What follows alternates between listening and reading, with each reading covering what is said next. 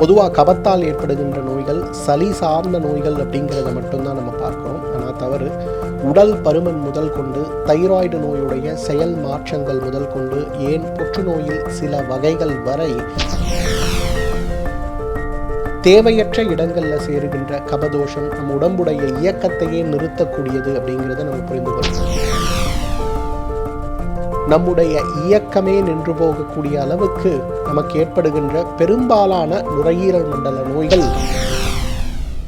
Asthma நோய் தீர கஷாயம் அப்படிங்கிறது வெறும் நுரையீரலில் ஏற்படுகின்ற ஆஸ்துமா நோய்களுக்காக மட்டுமல்ல, கபத்தால் ஏற்படுகின்ற 28 வகையான நோய்களை நீக்குவதற்கும் அது மிகப்பெரிய அருமருந்துன்னு சொல்லலாம். பொதுவாக கபத்தால் ஏற்படுகின்ற நோய்கள் சளி சார்ந்த நோய்கள் அப்படிங்கிறத மட்டும்தான் நம்ம பார்க்குறோம். ஆனால் தவறு.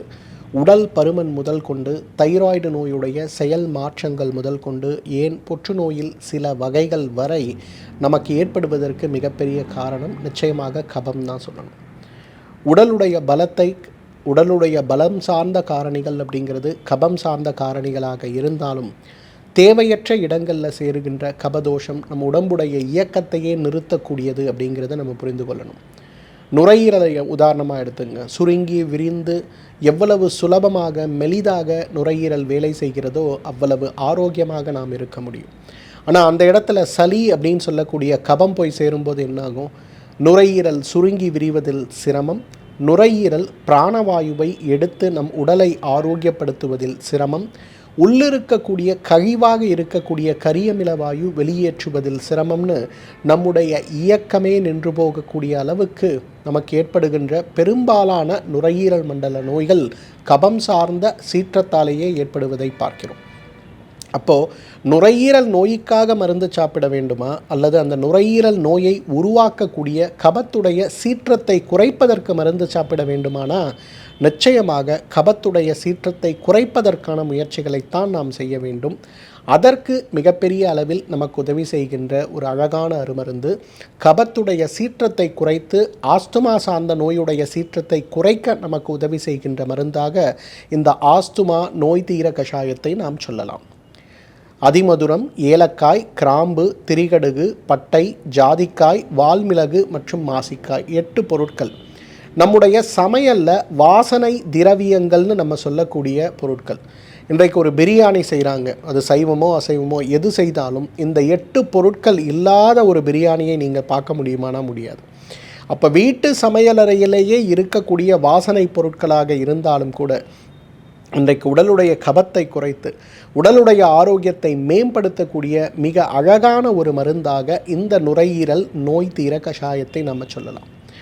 பொதுவாக ஆஸ்துமா நோய் குணப்படுத்தக்கூடிய நோயா, முற்றிலுமாக குணப்படுத்தக்கூடிய நோயா, ஆஸ்துமா நோய் தீராத நோயின்னு சொல்கிறாங்களே அது உண்மையா? இந்த கேள்விகள் நம் மனதில் ஏற்படுவதை பார்க்கிறோம்.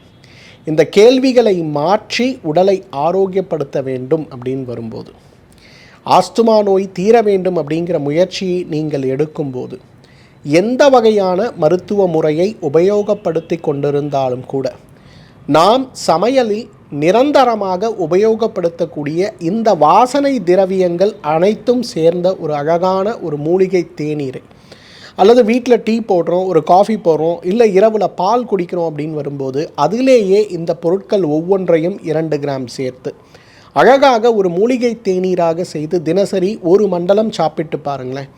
உங்களுடைய நோய்களுடைய தீவிரம் குறைந்து போகிறதா, கபத்துடைய சீற்றம் குறைந்து நுரையீரல் செயல்பாடுகளில் ஒரு பெரிய மாற்றம் ஏற்படுகிறதா இல்லையான்னு பாருங்கள். மிகப்பெரிய அளவில் அவை ஏற்படுவதை நாம் பார்க்க முடியும். ஆஸ்துமா 7 வகையாக பிரிக்கப்படுறதை பார்க்குறோம், அல்லது 7 வகையான காரணங்களால் ஆஸ்துமா நோய் ஏற்படுறதை பார்க்குறோம். முதலாவது ஆஸ்துமா நோய் நம்ம எல்லாருக்குமே தெரிந்தது, பிறந்த குழந்தையிலிருந்தே ஆஸ்துமா நோயால் அவதிப்படுவது. 1 மாதம் 2 மாதத்திலிருந்தே இந்த பையனுக்கு ஆஸ்துமா நோய் சார், மாதம் நெபுலைசேஷன் பண்ணுறேன், இன்னேலன்னு சொல்லக்கூடிய பஃப்பை கொடுத்துருக்காங்க, அதை நான் பயன்படுத்துகிறேன். இதெல்லாம் இல்லைனா ஒரு நாள் நாங்கள் மிஸ் பண்ணாலும் அன்று இரவே மூச்சு விட முடியாமல் சிரமப்பட்டு நெபுலைசேஷன் பண்ண வேண்டிய தேவை ஏற்படுகிறது. நிறைய பேர் சொல்கிறத கேள்விப்படுறோம். ஸோ பிறந்ததிலிருந்தே சிரமப்படுத்துகின்ற ஆஸ்துமா நோய்ங்கிறது முதல் வகை.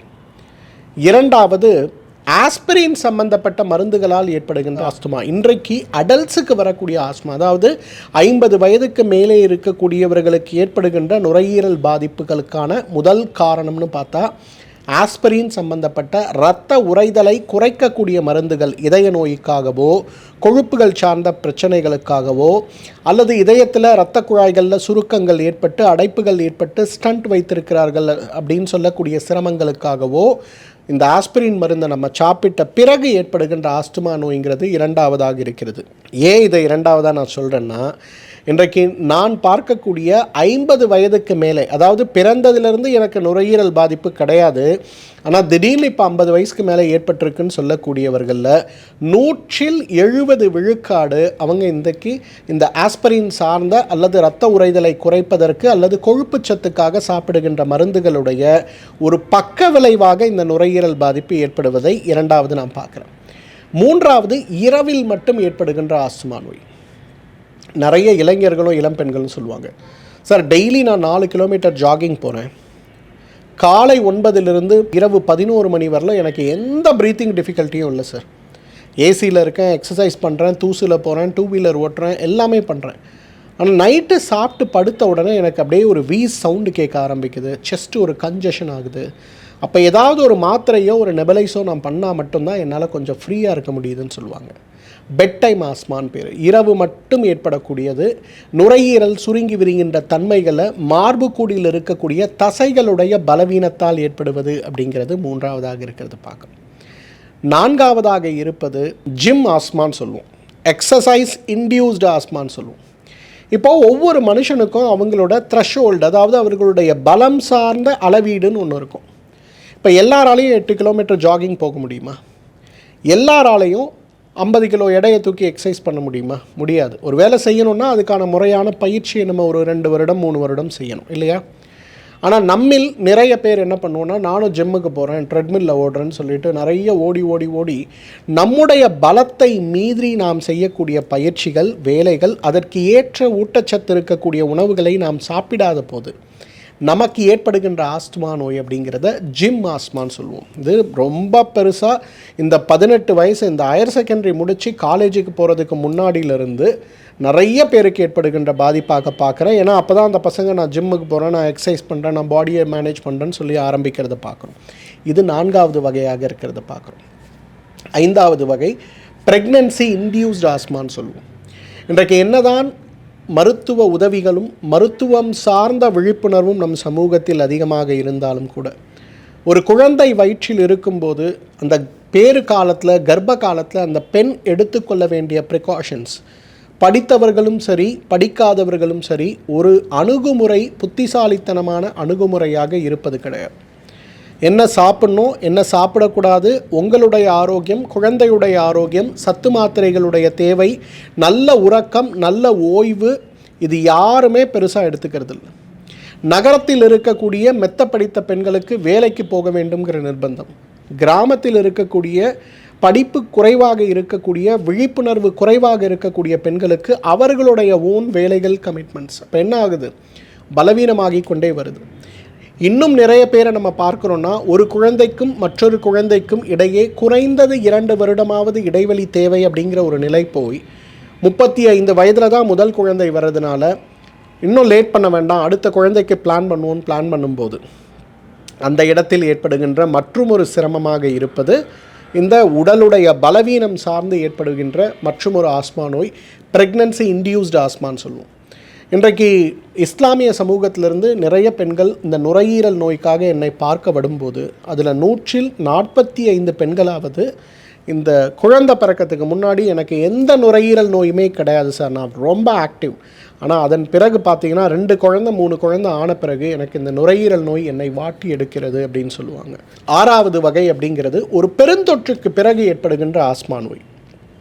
ஒரு டைஃபாய்டு, டெங்கு அல்லது மலேரியா காய்ச்சல் அல்லது சிக்கன்குனியா காய்ச்சல் அல்லது இப்போ கோவிட் காய்ச்சல், இதெல்லாம் வந்து போன பிறகு நுரையீரலில் ஏற்படுகின்ற பலவீனம் உருவாக்கக்கூடியது அப்படிங்கிறது மற்றும் ஒரு ஆஸ்துமா நோயாக இருக்கிறத பார்க்கணும். 7வது உடலில் இருக்கக்கூடிய விஷத்தன்மை மற்றும் உடலில் இருக்கக்கூடிய கழிவுகள் உடலை விட்டு வெளியேறாததனால் ஏற்படுகின்ற ஆஸ்துமா நோய். இன்றைக்கி 190% பேர் இந்த வகையான ஆஸ்மா நோயினால் தான் பாதிக்கப்பட்டிருக்கிறது பார்க்கணும். ஏன்னா இன்றைக்கி நம்ம யாரும் வயத்தை சுத்தம் பண்ணுறது இல்லை, நுரையீரல் சுத்தம் பண்ணுறது கிடையாது. இன்றைக்கு கண்ட பொருளையும் சாப்பிட்ற பழக்கம் அதிகமாக இருக்குது. சமூகத்தில் இன்றைக்கு குடிப்பழக்கம், புகைப்பழக்கம் இல்லாத இளைஞர்களே இல்லைன்னு சொல்கிறோம். நிறைய இளம்பெண்கள் இந்த பழக்கத்திற்கு அடிமையாகி கொண்டு வரதை நம்ம சமூக வலைதளங்களில் பார்க்க முடிகிறது. ஸோ இதெல்லாம் சேர்ந்து என்ன ஆகுது, நுரையீரலை செயல்பட விடாமல் தடுக்கிறத நம்ம பார்க்குறோம். இது இல்லாமல் மற்றும் ஒரு வகை பொதுவாக ஒரு அறிகுறியாக நாம் பார்ப்பது, சிறுநீரக செயல்பாடுகள் குறையும் போது, இதய செயல்பாடுகள் மாறும்போது, ஈரல் செயல்பாடுகள் மாறும்போது, மூளை சார்ந்த தொற்றுக்கள் ஏற்படும் போது, அதிக உடல் உழைப்பு இல்லாமல் படுத்த படுக்கையாக நீண்ட காலம் இருக்கும்போது நுரையீரலில் நீர் சேர்ந்து ஏற்படுகின்ற மற்றும் ஒரு பிரச்சனையை பார்க்குறோம்.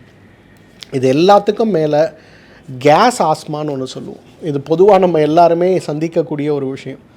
இப்போ 3 இட்லி சாப்பிட்ற இடத்துல ஒரு 5 இட்லி சாப்பிட்டோன்னா என்னாகும், வயிறு பெருசாகிடும்.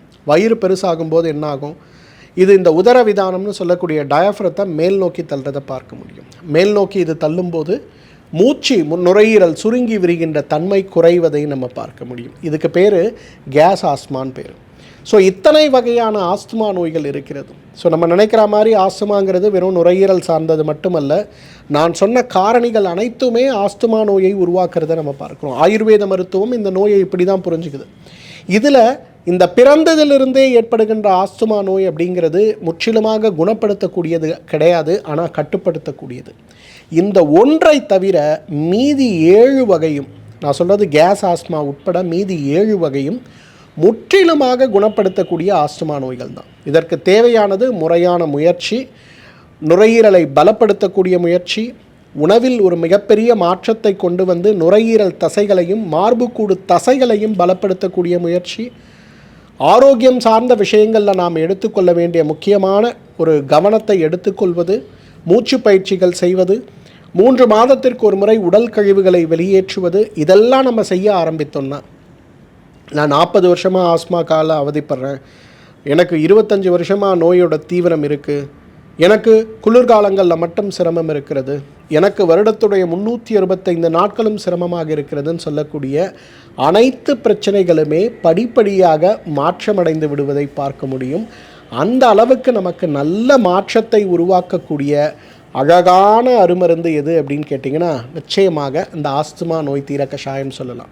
நம்ம வீட்டு சமையலறையிலேயே இருக்கக்கூடிய பொருட்கள் தானே, யோசிச்சு பாருங்களேன். அதிமதுரம், ஏலக்காய், கிராம்பு, திரிகடுகு, பட்டை, ஜாதிக்காய், வால்மிளகு மற்றும் மாசிக்காய், 8 பொருட்கள். ஒவ்வொன்றையும் 2 கிராம் அளவுக்கு எடுத்து 300 மில்லி தண்ணீரில் இட்டு கொதிக்க வைத்து 100 மில்லியாக குறைத்து வடிகட்டி காலை ஒரு வேளை உணவுக்கு முன்பு, மாலை ஒரு வேளை உணவுக்கு முன்பு நாம் எடுத்துக்கொள்ளும் போது நம்முடைய ஆரோக்கியம் சார்ந்த சிரமங்கள், நுரையீரல் பாதிப்பு சார்ந்த சிரமங்கள், குறிப்பாக இந்த நுரையீரல் பாதிப்பு ஏற்படுவதற்கு காரணமாக இருக்கக்கூடிய கபத்துடைய சீற்றம் சார்ந்த காரணிகள் நம்ம உடம்பிலிருந்து மறைந்து போவதை நம்ம பார்க்க முடியும். சோரியாசிஸ் நோயில் ஒரு குறிப்பிட்ட வகையான சோரியாசிஸ் நோய், அதாவது உள்ளங்கை உள்ளங்கால்களில் மட்டும் ஏற்படுகின்ற சோரியாசிஸ் நோய். அந்த நோய் அதிகமாகும் போது நகங்களையும் பாதிக்கிறத பார்க்கலாம். உடம்பில் உச்சிலிருந்து பாதம் வரை வேறு எங்கேயுமே இருக்காது, வெறும் உள்ளங்கையில் இருக்கும், உள்ளங்கால்களில் இருக்கும். மழைக்காலங்கள் குளிர்காலங்கள் ஏற்படும் போது கடுமையான அரிப்பாக இருக்கிறத பார்க்க முடியும். தோள்களை கத்தியை கொண்டு கிழித்தது போல, காய்கறி வெட்டும் போது கிழிப்பது போல் அப்படியே விரிஞ்சு போயிருக்கிறத பார்க்க முடியும். ஆனால் இதே கோடைக்காலம் வரும்போது எங்கே போச்சுனே தெரியாத அளவுக்கு மறைந்து போகிறத பார்க்க முடியும். கபமும் பித்தமும் சேர்த்து ஏற்படுகின்ற ரொம்ப மோசமான ஒரு வகையான நோயாக இதை பார்க்க முடியும். இது சார்ந்த சிரமங்களை மாற்றுவதற்கு, இது சார்ந்த சிரமங்களை முற்றிலும் குணமாக்குவதற்கு, இந்த கபத்தால் ஏற்படுகின்ற பித்தம் மிகுதியால் ஏற்படுகின்ற சோரியாசிஸ் நோயை மாற்றுவதற்கும் இந்த ஒரு கஷாயம் மிகப்பெரிய கஷாயம் சொல்லலாம். காரணம் என்னென்னா, கபத்தை குறைக்கக்கூடிய, கபத்தால் ஏற்படுகின்ற சிலர் 23ன்னு சொல்லுவாங்க, ஆயுர்வேத மருத்துவம் 28ன்னு சொல்லுது. 28 வகையான கபசீற்றத்தால் ஏற்படுகின்ற நோய்கள், கப மிகுதியால் ஏற்படுகின்ற நோய்களை குறைப்பதற்கு இந்த ஒரு கஷாயம் மிகப்பெரிய அருமருந்துன்னு சொல்லலாம். ஏன்னா இன்றைக்கு இந்த கபம் சார்ந்த சோரியாசிஸ் நோய் ஏற்படும் போது பொதுவாக சோரியாசிஸ் நோயில் உலர்ந்த திசுக்கள் அதிகமாக வடிவதை நம்ம பார்க்க முடியும். ஆனால் இந்த கபம் சார்ந்த சோரியாசிஸ் நோய் ஏற்படும் போது அரிப்புக்கு பிறகு அந்த இடங்களில் சீழும் இரத்தமும் சில நேரங்களில் நீரும் வடிவதை கூட பார்க்க முடியும். அந்த ஒரு 6 மாதம், அந்த ஆடி மாதத்தில் ஆரம்பித்து பங்குனி மாதம் வரையிலும் பார்த்திங்கன்னா தோள்கள் கால்களை தரையிலே வைக்க முடியாது. நடக்கணுன்னா கூட ஒரு ஷூ போட்டு ஒரு செருப்பு போட்டு தான் நடக்கணும். சாதாரண தரையில் காலை வச்சாலே கண்ணுக்கு தெரியாத அளவுக்கு சிறு மணல் இந்த காயங்களுக்குள்ளே போயிடுச்சுன்னா அது வெளியில் வருகின்ற வரை நம்மை போட்டு சிரமப்படுத்தி விடுவதை பார்க்கிறோம். இந்த 6 மாத காலத்திற்கு வெளிப்புறமாக நீங்கள் என்ன ஆயின்மெண்ட் போட்டாலும், என்ன க்ரீம் போட்டாலும், என்ன வகையான மருந்துகளை மேற்கொண்டாலும், விரிந்து வெடித்து இருக்கக்கூடிய திசுக்களை வெட்டி எடுத்தாலுமே கூட அதோடைய தீவிரம் கடுமையாகி கொண்டு போய் நம்மை சிரமப்படுத்துறதை பார்க்குறோம். இது சார்ந்த சிரமங்களை மாற்ற வேண்டும், குணப்படுத்த வேண்டும் வரும்போது இந்த ஆஸ்துமா நோய் தீர கஷாயம் மிகச்சிறந்த மருந்தாக இருக்கிறது. காரணம், இது வெறும் ஆஸ்துமா நோய்க்கு மட்டுமல்ல, கபம் சார்ந்த எல்லா பிரச்சனைகளுக்குமே நல்ல தீர்வளிக்கக்கூடிய மருந்து.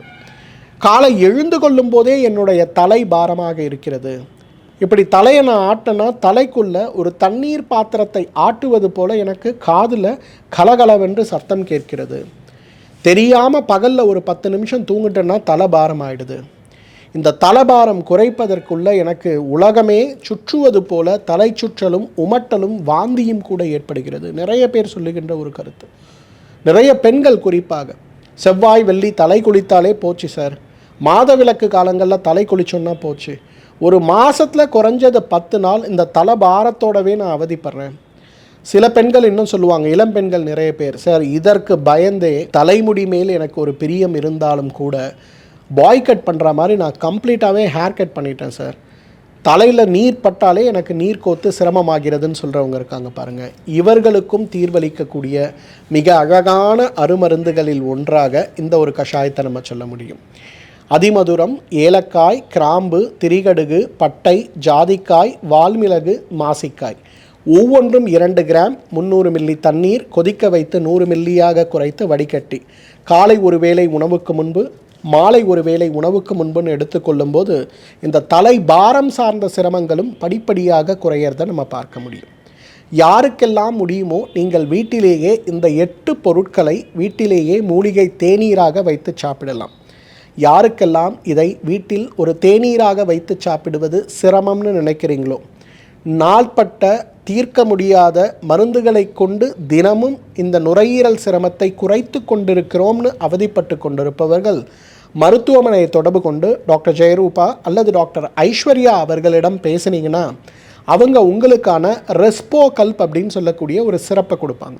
இந்த ரெஸ்போகல்ப் சிரப் மிகப்பெரிய அளவில் நுரையீரலுடைய பலத்தை அதிகரித்து, இந்த கஷாயம் சாப்பிட்டால் எப்படி உடலில் இருக்கக்கூடிய கபம் சார்ந்த காரணிகள் உடலை விட்டு சீற்றம் குறைந்து அமைதி அடைகிறதோ அதே போல ஒரு அமைதி அடைந்து நுரையீரல் மூச்சு விட முடியவில்லை, நுரையீரல் சுருங்கி விரிய முடியவில்லை, சுவாசிக்கும் போது அது ஏற்படுத்துகின்ற சத்தம் எனக்கு மட்டுமல்ல சுற்றி இருப்பவர்களுக்கும் கேட்கிறது, இரவு படுத்தாலே நுரையீரல் மேல் ஒரு பெரிய பாறாங்கல்லை வைத்தது போல ஒரு பாரமாக இருக்கிறதுன்னு சொல்லக்கூடியவர்களுக்கு நல்ல பலன் அளிக்கக்கூடிய மருந்தாக இந்த ரெஸ்போகல்ப் சிறப்பு இருக்கிறத பார்க்க முடியும். இதை 15 மில்லி காலை, 15 மில்லி இரவு உணவுக்கு பின்பு சாப்பிடும்போது கபத்துடைய சீற்றத்தால் ஏற்படுகின்ற நோய்கள் அனைத்துமே படிப்படியாக குறைந்து நம்மாலும் ஆயுள் முழுவதும் ஆரோக்கியமாக வாழ்ந்திட முடியும். ஸ்ரீ வர்மா ஆயுர்வேதா சிறப்பு சிகிச்சைகள்: அல்சர், செரிமான கோளாறுகள், இரத்த சோகை, உயர் இரத்த அழுத்தம், அதீத கொழுப்பு, வெரிகோஸ் வெயின், உடற்பருமன், உடல் பலவீனம், தோல் நோய்கள், மூட்டு தேய்மானம், தண்டுவட பிரச்சனைகள், முடக்குவாதம், கீழ்வாதம், பக்கவாதம், நோய் எதிர்ப்பு சக்தியை அதிகரிக்க, புற்றுநோய், மூலம், பௌத்திரம், மாதவிடாய் கோளாறுகள், குழந்தையின்மை, பாலின கோளாறுகள், சிறுநீரக கல், சிறுநீரக செயலிழப்பு, நீரிழிவு நோய், கொழுப்பு கல்லீரல், இதய நோய்கள், தைராய்டு, ஆஸ்துமா, ஒற்றை தலைவலி, சைனஸ், ஞாபக மறதி, மன அழுத்தம், முடி உதிர்தல் மற்றும் வாத பித்த கப நோய்களிலிருந்து விடுபட்டு ஆயுள் முழுவதும்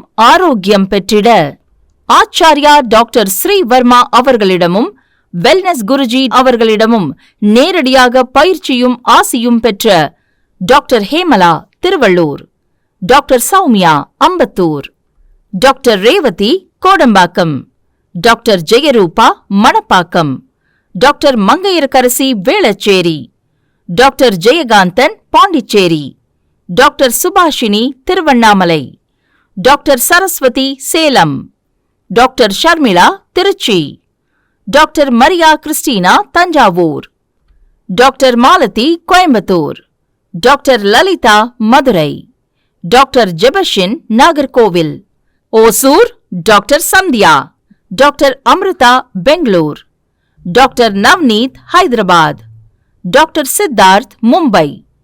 பட்டப்படிப்பு மற்றும் பட்ட மேற்படிப்பு முடித்த மருத்துவர்களை தமிழகம் முழுவதும் ஒவ்வொரு வாரமும் வெள்ளி, சனி, ஞாயிறு ஆகிய தினங்களில் சிறப்பு மருத்துவ முகாமில் சந்தித்து சிகிச்சை பெறலாம். ஆறறிவை மிஞ்சிய பேரறிவு. யாகமின்றி யோகம் தரும் யோகக்கலை. ஒழுங்கற்ற உணவிற்கு ஆரோக்கியமே விலை. அதற்கு உணவையே மருந்தாக்குவது ஒரு கலை. இயற்கை அன்னை நம் மீது கொண்ட நேசம் இனி நம் இல்லங்களில் வீசப்போகிறது மூலிகையின் வாசம். நமது ஆன்மாவை நாமே தரிசிப்பது பெரும் பேறு. அதற்கு ஆன்மீகம் என்பது பேரு. தேவை தியானம் பற்றிய ஞானம். ஒவ்வொன்றும் பல்லாயிரம் ஆண்டுகள் பழமையானது, இன்றும் கூட புதுமையானது. காலம் காலமாக மறைக்கப்பட்ட பொக்கிஷங்களை அள்ளி அள்ளி நமக்கென வழங்க வருகிறார் ஒரு விடிவெள்ளி. ஆச்சாரியா டாக்டர் ஸ்ரீவர்மா. வாழ்க்கையில் நாம் கரை சேர, நம் கனவுகள் அனைத்தும் ஈடேற, தீரா நோய்கள் என்னும் தீயை அணைக்க வருகிறார் நம் உடலையும் மனதையும் ஒருங்கிணைக்க. இவர் அறிவையும் ஞானத்தையும் தேடி தேடி சேர்க்கவில்லை தனக்காக, அத்தனையும் வாரி வழங்க வருகிறார் நமக்காக. இது ஆரோக்கிய வாழ்வின் அடிநாதம், ஆயுள் தரும் ஆயுர்வேதம். டாக்டர் வர்மாஸ் ஆரோக்கியமும் ஆன்மீகமும்.